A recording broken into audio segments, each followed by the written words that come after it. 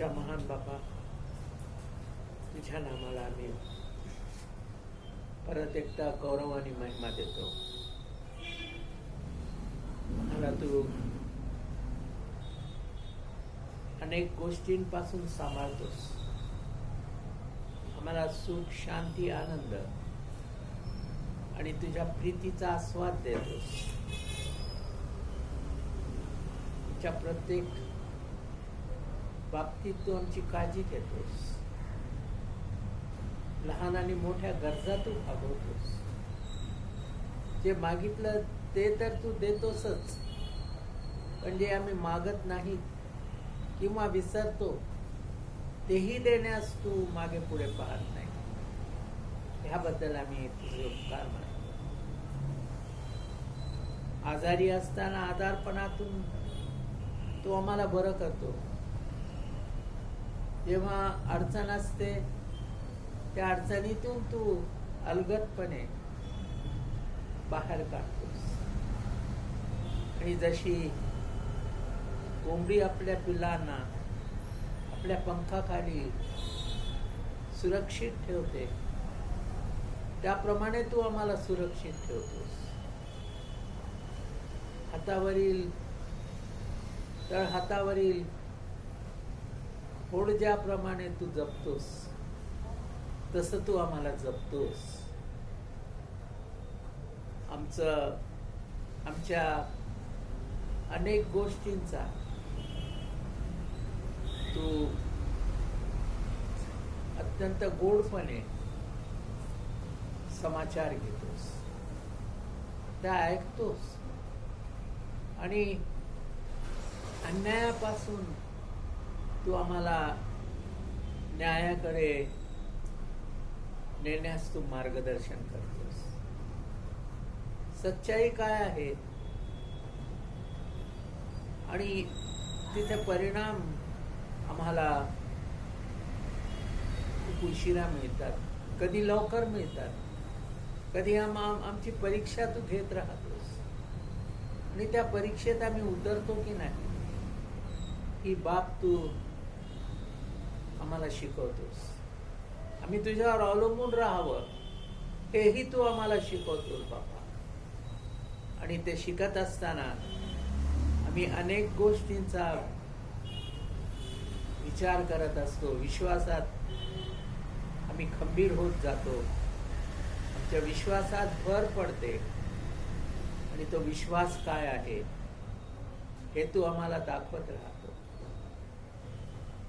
जगरहाटीपासून जे आम्ही आपल्या कामात गुंतून राहतो, पण त्या गुंतून राहण्यामागे सुद्धा मी तुमचा प्रभू आहे हे दाखवण्यास तू विसरत नाहीस. म्हणून आम्ही तुझ्या नामाला परत एकदा धन्यवाद देतो. आम्ही इथे बसलेले सर्वजण त्यांच्यावर आशीर्वाद पाठवतो आणि या सप्टेंबर महिन्याच्या 3ऱ्या रविवारी शबातवारी आम्हाला परत एकदा तू अनुग्रहित केलंस, आशीर्वादित केलंस, सुरक्षित ठेवलंस.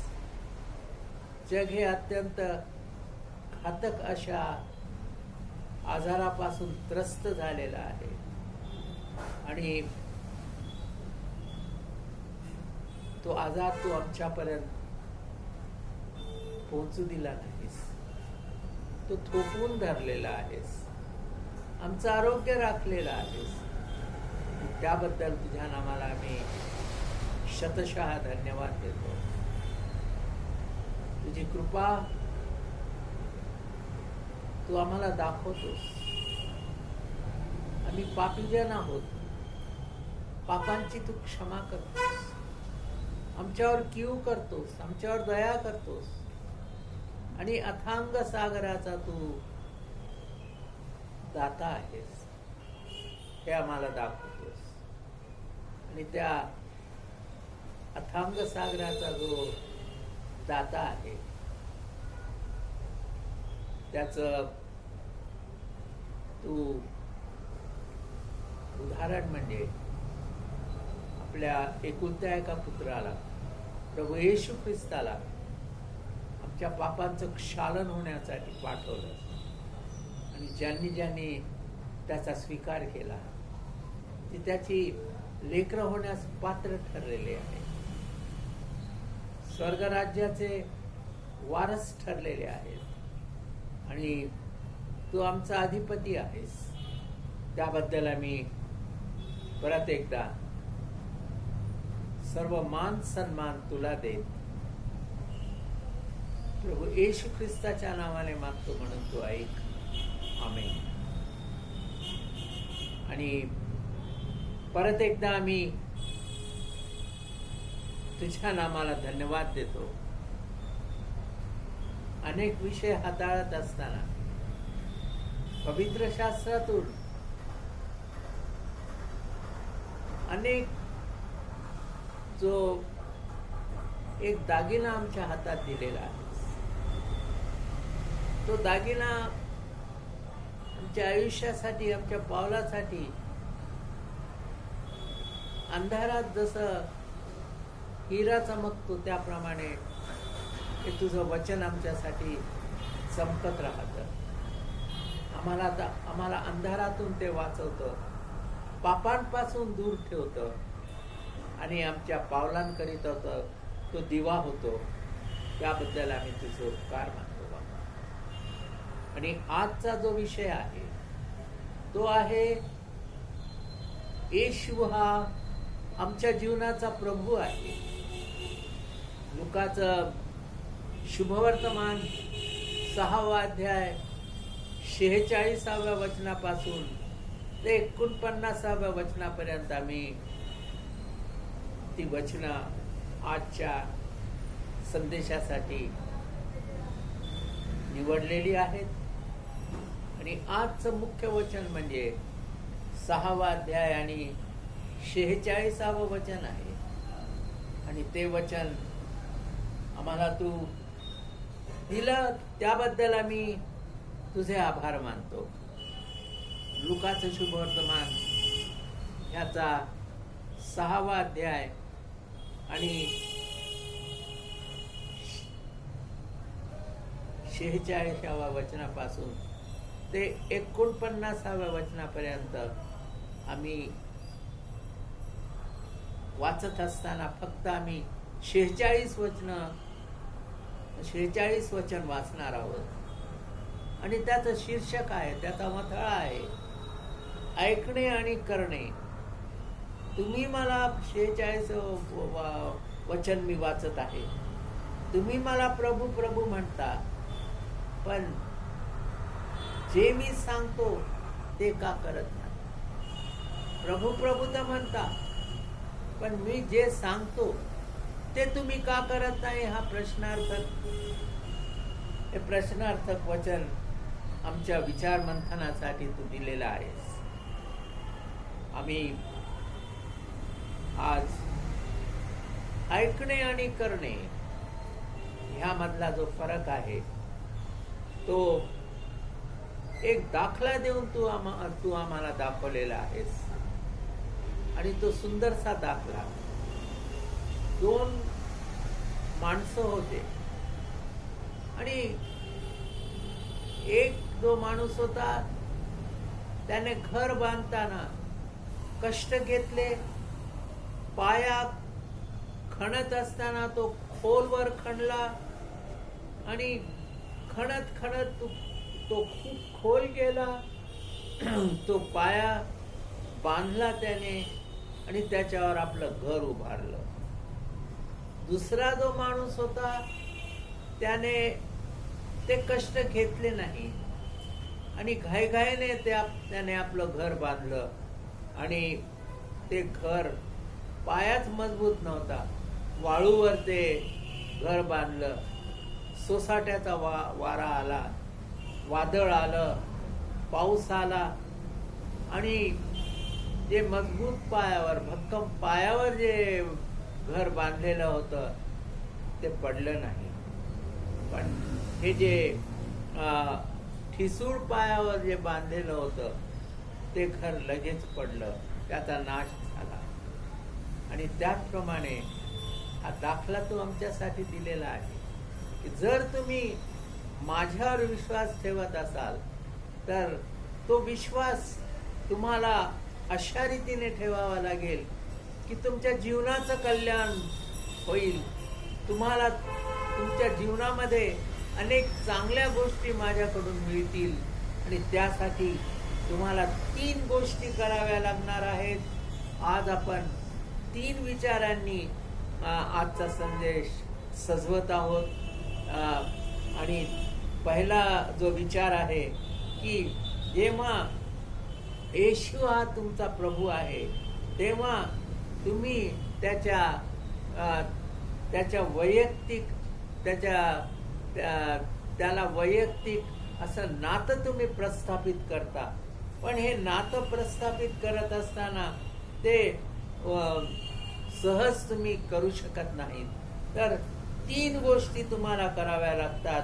आणि त्या 3 गोष्टी म्हणजे त्याच्याकडं येणं म्हणजे नुसतं हात हलवत येणं नव्हे, तर तुमचा जो विश्वास आहे तो भक्कम पायावर उभा आहे हे दाखवणं. कारण जे घर त्या व्यक्तीने बांधलेलं होतं, खूप कष्ट घेतले, तर त्याने खोल पाया खणला आणि त्याच्यावर त्याने एक आपलं घर ते उभं केलं. आणि तुमच्या जीवनात अशी अनेक वादळं येतात, तुमच्या जीवनात असे अनेक आजार येतात, तुमच्या जीवनात अनेक अडचणी येतात, तुम्ही संकटात सापडता. पण जेव्हा तुमचा विश्वास भक्कम असतो तेव्हा तुमचं येणं, येशूकडं येणं हे तुमच्या लाभाचं ठरतं. आणि दुसरी गोष्ट त्याने सांगितलेली आहे, आला तुम्ही माझा स्वीकार केला आणि ऐकणं, मी जे सांगतो, माझी जी वचनं आहेत त्याप्रमाणे त्या माणसाने माझं ऐकलं. तर दाखल्यामध्ये दिलेला जी व्यक्ती आहे त्याने ऐकलं आणि त्याच्यानंतर त्याने त्याप्रमाणे तो वागला, माझ्या आज्ञा पाळल्या. आणि हे सर्व करत असताना 3 गोष्टी तुम्हाला कराव्या लागतील. जर तुम्हाला माझ्याशी वैयक्तिक नातं भक्कमपणे स्थापन करावयाचं असेल आणि ते टिकवावयाचं असेल तर तुम्हाला 3 गोष्टी कराव्या लागतील. म्हणजे माझ्याकडे येणं, माझा स्वीकार करणं आणि मी जे सांगतो ते ऐकणं. आणि तिसरी गोष्ट म्हणजे माझ्या आज्ञापालन करणं. आणि जेव्हा या सर्व गोष्टी तुम्ही करता तेव्हा येशू जे सांगतो ते जर तुम्ही करत असाल तर तुमचं जीवन या 3 गोष्टीवर अवलंबून आहे. आणि पुन्हा पुन्हा आम्ही आपल्याला सांगू इच्छितो की वारंवार येथे सांगू इच्छितो की त्याच्याकडं येणं, त्याचं ऐकणं आणि त्याच्या आज्ञांचं पालन करणं, ते आज्ञांकित होणं. आणि म्हणून बऱ्याच वेळेस काय होतं की आपण हे जे नातं आहे ते आपण ठिसूळ पायावर उभं करतो. ठिसूळ अशा आपल्या विश्वासावर प्रभू येशू ख्रिस्ताचे नातं उभं करतो, ते प्रस्थापित करतो, ढोंग करतो आम्ही. आणि येथे आपण पाहतो की बरेच जण देवाचे सेवक आहेत, बरेच सेवक आहेत, पण त्यांना प्रभू येशू हा कोण आहे, त्याच्यावर विश्वास कसा ठेवायचा हे आणखी माहीत नाही. आणि म्हणून तुम्ही आधी सेवा करत असताना हे ओळखा की येशू कोण आहे, तुमच्या जीवनाचा जो तो प्रभू आहे का, हे तुम्ही जेव्हा ओळखाल तेव्हाच तुमच्या आणि माझ्यामध्ये ते नातं प्रस्थापित होईल आणि ते भक्कम पायावर होईल. आणि ही जी प्रक्रिया आहे की ही जी प्रक्रिया आहे, हे वैयक्तिक नात्याची जी प्रक्रिया आहे ती एका दिवसाची नाही, एका तासाची नाही, तर तुमचं जे आयुष्य आहे ते 40 वर्षाचा असो, 50 वर्षाचा असो, 60 वर्षाचा असो, आणि दीर्घ दीर्घ आयुष्य तुम्ही असाल, तर ते दररोज तुम्ही शिकत असता. दररोज हे जे नातं आहे ते दृढ करत असता. आणि म्हणून तुम्ही ही जी प्रक्रिया आहे ती दररोजची आहे, प्रत्येक क्षणाची आहे, प्रत्येक तासाची आहे. म्हणून याकडे तुम्ही लक्ष द्या, असं येशू म्हणतो. आणि लुकाचं शुभवर्तमान ह्याच्यामध्ये 46व्या वचनामध्ये म्हटलेलं आहे की तुम्ही ख्रिस्त ख्रिस्त तर म्हणता, पण तुम्ही माझं ऐकत नाही. आज तोच प्रश्न आपणा सर्वांसमोर आहे. आम्ही ख्रिस्त ख्रिस्त तर म्हणतो, पण ऐकतो का, हे आपण आपल्या मनाला विचारूया. आणि दुसऱ्या विचाराकडे आपण प्रस्थान करत असताना आणखी एक पहिलं आपण पाहिलं की वैयक्तिक नातं दृढ करण्याचा आपण आटोकाट प्रयत्न करूया, त्याचा स्वीकार करूया. दुसरी गोष्ट म्हणजे त्याचं ऐकूया. आणि तिसरी गोष्ट म्हणजे त्याप्रमाणे त्याला अनुसरूया. दुसरा विचार आहे की जेव्हा आपण त्याच्याशी वैयक्तिक असं नातं प्रस्थापित करतो, ते दृढ पायावर प्रस्थापित करतो. जसं त्या व्यक्तीने मेहनत घेतली, खूप कष्ट घेतले, पाया मजबूत केला आणि त्या पायावर त्याने आपली इमारत उभारली. आज तुमच्या जीवनाची इमारत उभारत असताना तुम्हाला हेच करावयाचं आहे, खूप कष्ट करावयाचे आहे, त्याची वचनं वाचावयाची आहे, त्याची प्रार्थना करावयाची आहे, त्याप्रमाणे तुम्हाला अनुसरायचं आहे, त्याच्यावर अवलंबून राहायचं आहे.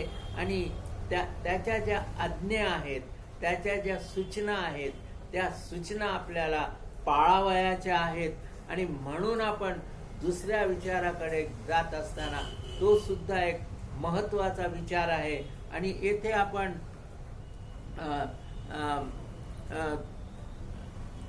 हे पाहत आहोत की वचनं आपल्या पवित्र शास्त्रातून दिलेली आहेत. त्या पवित्र शास्त्रामध्ये जी वचनं आहेत, त्यामध्ये त्याने ह्या वचनामध्ये पुढच्या वचनामध्ये त्याने सांगितलं आहे, तुम्ही जेव्हा ऐकता आणि त्याप्रमाणे करता, ही दुसरी म्हण आणि महत्वाची म्हण त्याने ह्यामध्ये दिलेली आहे.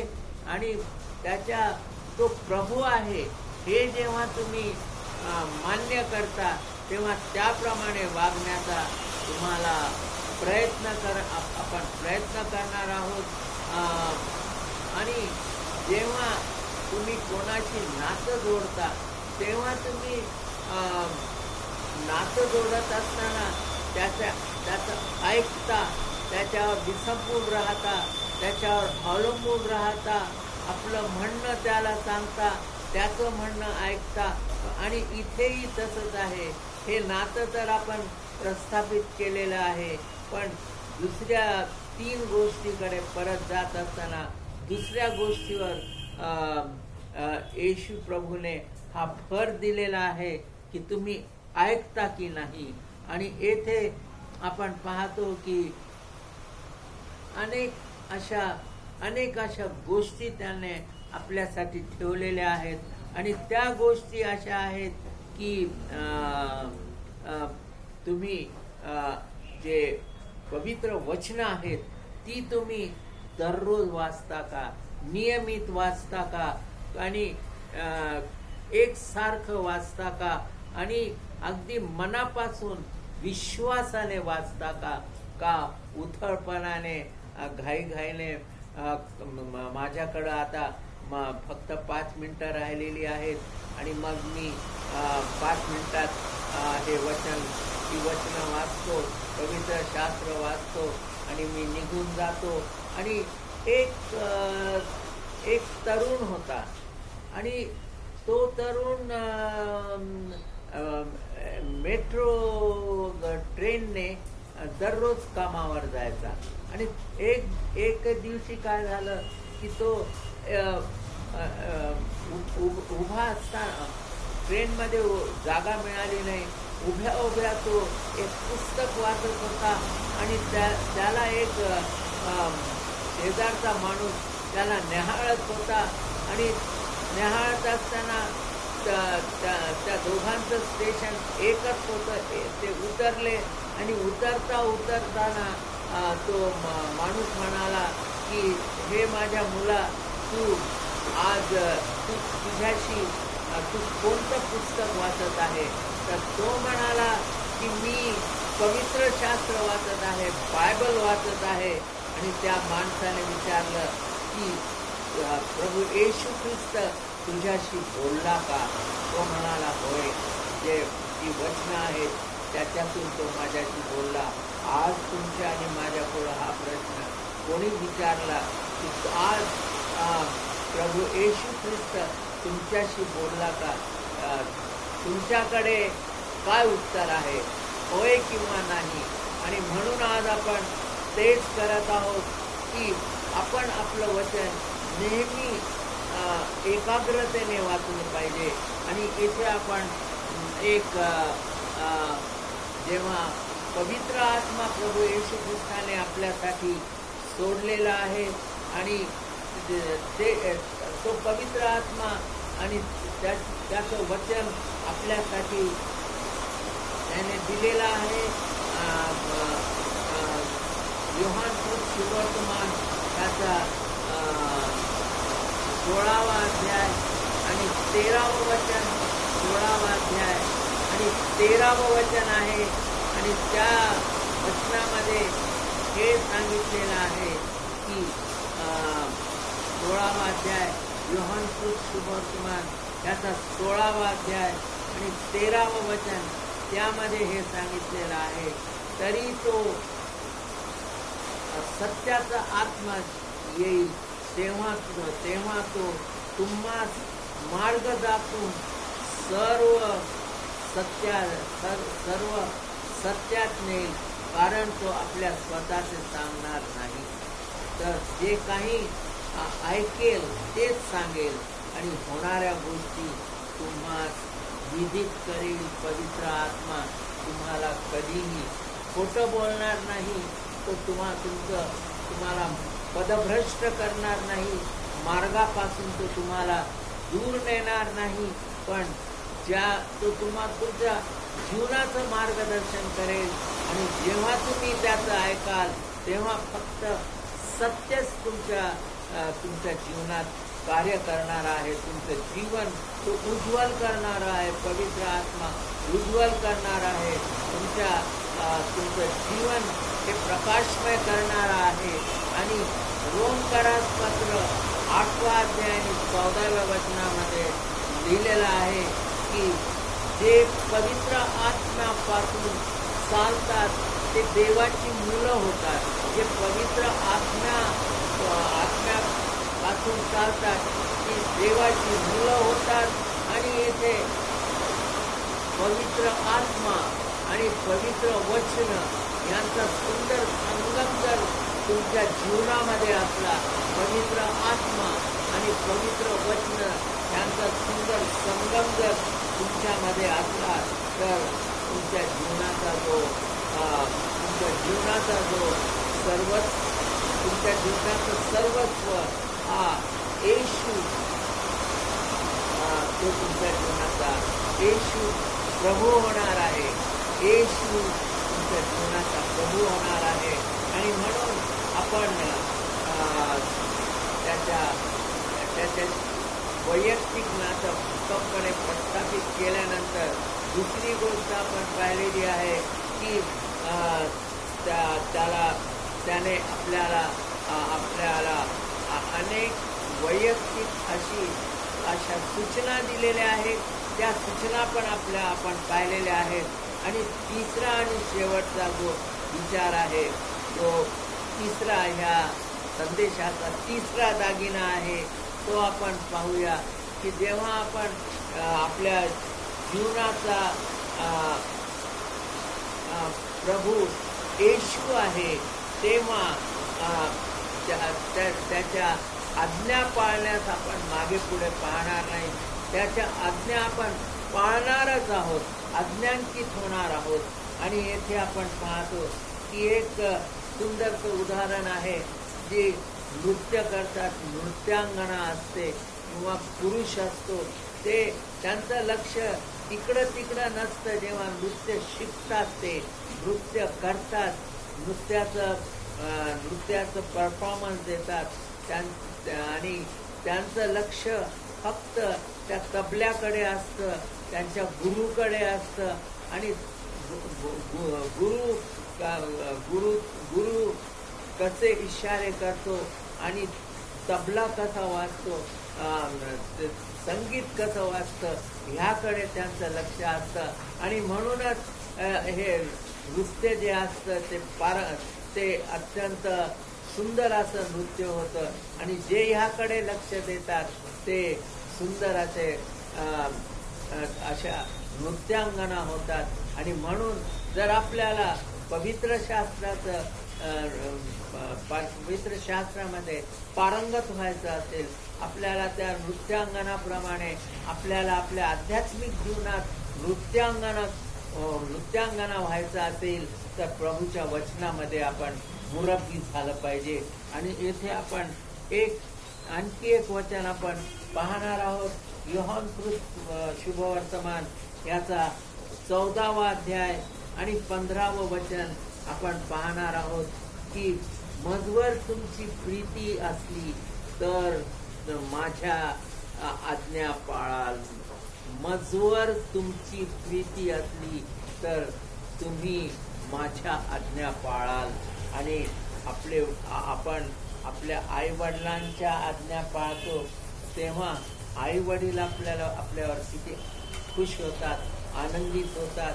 आणि तसंच प्रभू येशू जो आपल्या जीवनाचा प्रभू आहे, तोही म्हणतो की जर तुम्ही माझ्या आज्ञा पाळाल तर तेव्हा तुम्ही माझी मुलं व्हाल.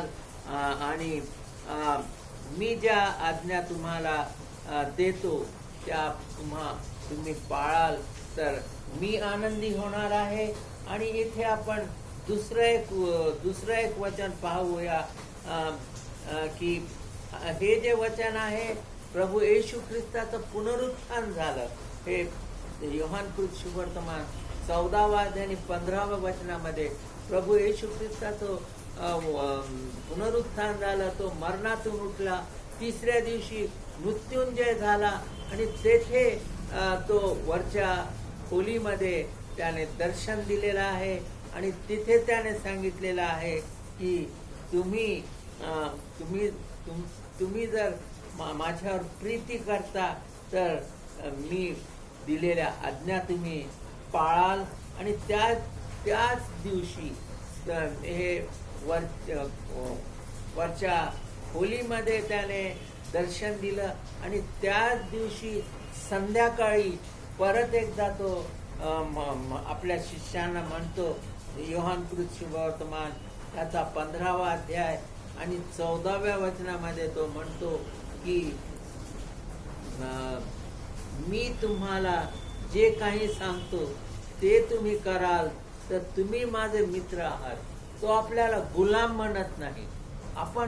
तो आपल्याला गुलाम म्हणत नाही, तो आपल्याला मित्र म्हणतो. आणि मित्र जसा आपल्या सर्व गोष्टी आपल्या मित्राला सांगतो, प्रभू येशू ख्रिस्ताने सुद्धा तो आपल्या जीवनाचा प्रभू आहे.